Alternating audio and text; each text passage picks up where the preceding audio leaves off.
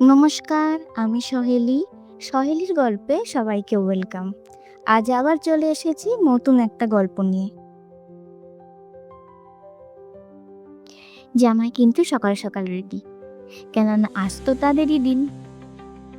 আমার বাড়ি এই বাড়ি থেকে কাছেই, তাই যতই ভাবি মায়েরা উপোস করে থাকে তাড়াতাড়ি যাব, আবার আমরা গেলে আমাদেরকে জল মিষ্টি খাওয়ানোর পর মায়েরা খাবে, কিন্তু যত বছরই হয়েছে প্রতি বছরই দেখি রেডি হতে হতে সেই দেরি হয়ে যায়। আজ আমাদের পঞ্চম জামাই ষষ্ঠী। যে কোনো মেয়েরাই বিয়ের পর এই দিনটা তাদের কাছে, শুধু মেয়ে কেন, মেয়ে জামাই দুজনের কাছে এই দিনটা খুব স্পেশাল। সে বিয়ে কাছেই হোক বা দূরেই হোক, মেয়ে জামাই একসাথে আসবেই জামাই ষষ্ঠীতে।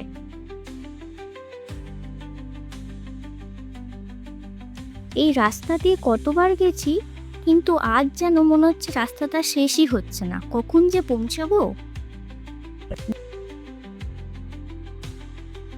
দেখুন, কথা বলতে বলতে আমরা এসেই গেলাম বাড়ি।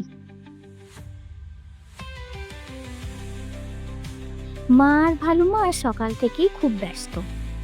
জামাই ষষ্ঠী বলে কথা, নিজের হাতে সবকিছু রান্না করে খেতে দেবে তাদের জামাইকে। যাবার পর কিছুক্ষণ গল্প করে তারপর শুরু হয় আজকের অনুষ্ঠান।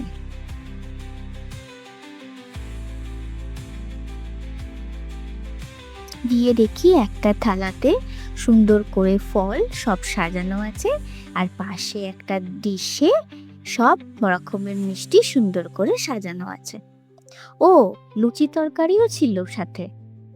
জামাই আদর বলে কথা, মা শুরু করলো জামাই ষষ্ঠীর আচার অনুষ্ঠান। প্রথমে দইয়ের ফোঁটা দেওয়া, তারপর ফল মিষ্টি সব হাতে তুলে দিয়েছিল জামাইয়ের।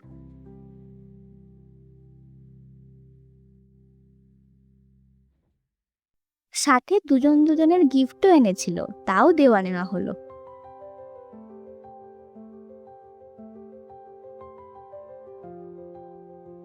এই বাড়িতে জামাই একটা হলেও শাশুড়ি কিন্তু আমার বরের দুজন। আরে না না, কোনো রকম কিছু ভাববেন না। আমরা যেহেতু জয়েন্ট ফ্যামিলি, তাই আমার মা আর আমার ভালো মা মানে আমার কাকিমা, তাহলে তো আমার বরের দুজনে শাশুড়ি হলো না কি। ভালো মাও তাই যত্ন সহকারে তার একমাত্র জামাইয়ের জামাই ষষ্ঠীর আচার অনুষ্ঠান পূরণ করলো।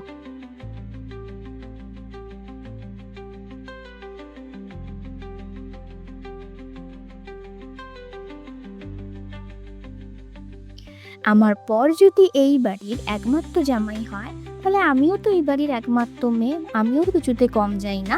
তাই আমাকেও মা আর ভালো মা এই একই নিয়ম মেনে ষষ্ঠীর যাবতীয় আচার অনুষ্ঠান কমপ্লিট করলো। এবার আমরাও খাবো, আর মা ভালো মাও উপোস ভাঙতে পারবে।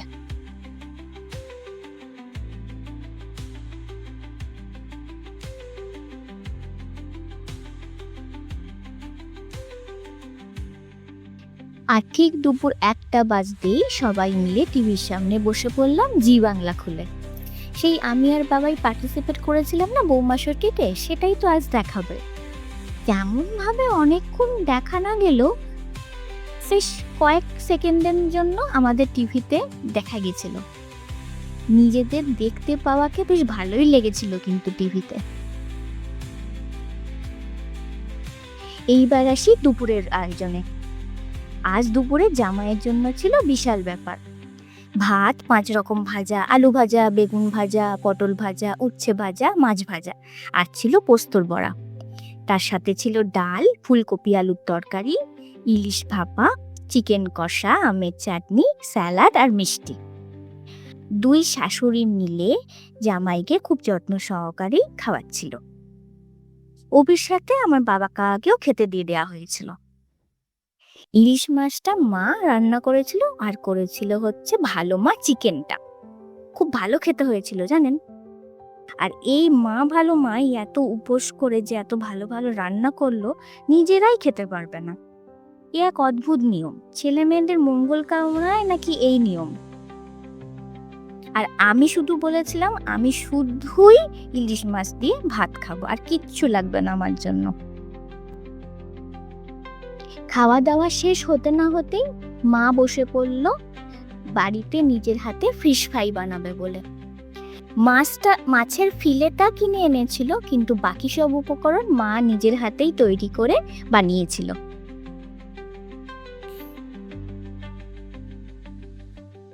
এই যে এসে গেছে গরমাগরম ফিশ ফ্রাই। সন্ধেবেলা জল খাবারে বেশ ভালোই লাগছিল ফিশ ফ্রাই খেতে।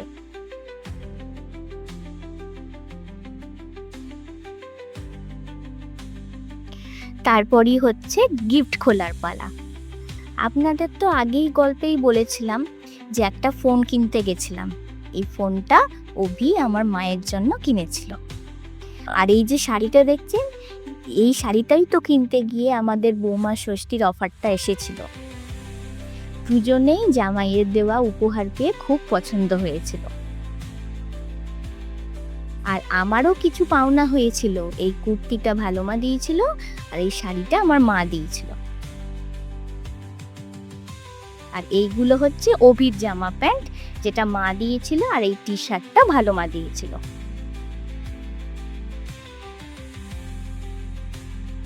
তারপর আমি আর বাবাই বৌমা ষষ্ঠীতে কি কি পেয়েছিলাম সেগুলোকে এই বাড়িতে নিয়ে এসেছিলাম দেখাবো বলে।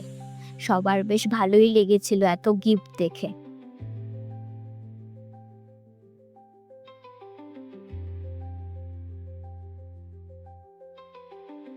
বাড়িতে খানিক সবার সাথে গল্প করে আমরা চলে গেছিলাম কলেজ ঘাটে বন্ধুদের সাথে গল্প করতে।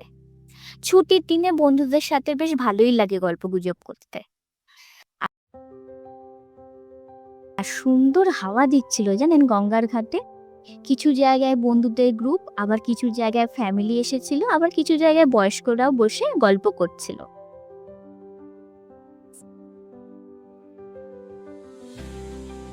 বেশ খানিকক্ষণ গল্প করার পর আমরা যে যার মতো ফিরি।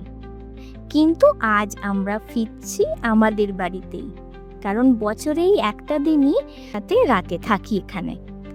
আসলে কাছে তো বাড়ি, আমার বাবার বাড়ি আর শ্বশুর বাড়ি তো কাছাকাছি, আপনারা জানেন। ঠিক সেভাবেই আলাদা করে থাকা হয় না, যাওয়া হয় বেশ খানিকক্ষণ কথা বলে আবার চলেও আসি। আজ রাতেও ভালো আয়োজন আছে ডিনারে। আমরা দুজন কাল দুপুরে লাঞ্চ করে তারপর বাড়ি ফিরব। সারা দিনটা খুব ভালোই কাটলো আমাদের।